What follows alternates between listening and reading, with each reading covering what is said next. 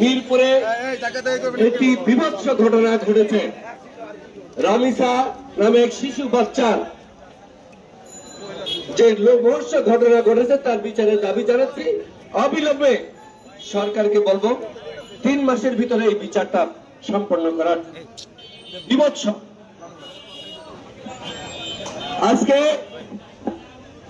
যে সারা বাংলাদেশে এই জামায়াত ইসলামী আজকে জুলাই সনদকে তারা একের পর এক ষড়যন্ত্র চালিয়ে যাচ্ছে এবং জনগণকে মিথ্যা বিভ্রান্তিকর তথ্য উপস্থাপন করছে।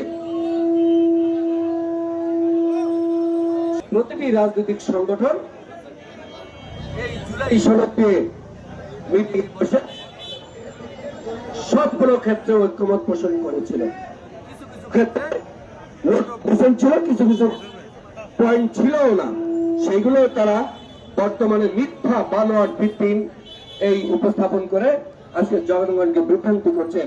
আমাদের মাননীয় প্রধানমন্ত্রী বিএনপির চেয়ারম্যান বারবার বলেছে এবং মহাসচিব বলেছে যে জুলাই সনদে আমরা যেগুলো ওয়াদা করেছি, যেগুলা সিগনেচার করেছি, সেইগুলো আমরা অক্ষরে অক্ষরে পালন করে অঙ্গীকারবদ্ধ।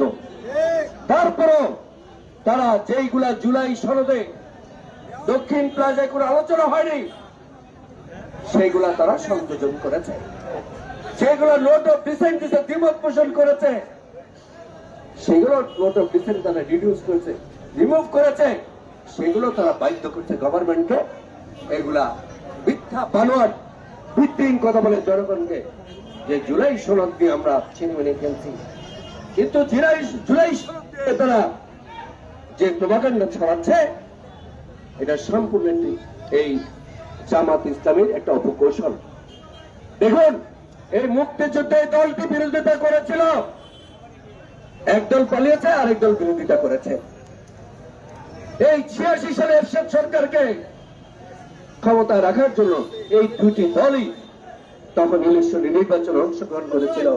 96 সালে কেয়ারটেকারের দাবিতে 173 দিন হরতাল দিয়ে বাংলাদেশের অর্থনীতিকে ধ্বংস করে দিয়েছিল, বাংলাদেশের অর্থনীতির মূল কাঠামোকে ধ্বংস করে দিয়েছিল। আবার নতুন করে তারা 3 মাস, আমার ভোটের দাগ এখনো শুকায় নাই, 3 মাস একটি শিশু সরকারের বিরুদ্ধে তারা একের পর এক ষড়যন্ত্র চালিয়ে যাচ্ছে। আজকে যে বাংলাদেশে ডেমোক্রেসি চলছে, দীর্ঘ 17 বছর দেখলাম গণতন্ত্রের পরিবর্তে উন্নয়নতন্ত্র মানে চুরি ডাকাতি লুটপাট, যার কারণে বাংলাদেশের অর্থনীতি ধস নেমেছে। আজকে আবার সেই ডেমোক্রেসি শুরু হয়েছে। ইডেন কলেজ থেকে হলো, হলমুল্লাহ বাহার হলো, ডুয়েট হলো, প্রতিটি জায়গায় এই মিরপুরেও গতকালকে দেখলাম গভীর ষড়যন্ত্র লিপ্ত রয়েছে। সুতরাং সকলকে ঐক্যবদ্ধভাবে এই রাজাকারদের বিরুদ্ধে সকলকে ঐক্যবদ্ধভাবে এবং জনগণকে সবকিছু এই জুলাই সনদে সকলকে বুঝাতে হবে। মিথ্যা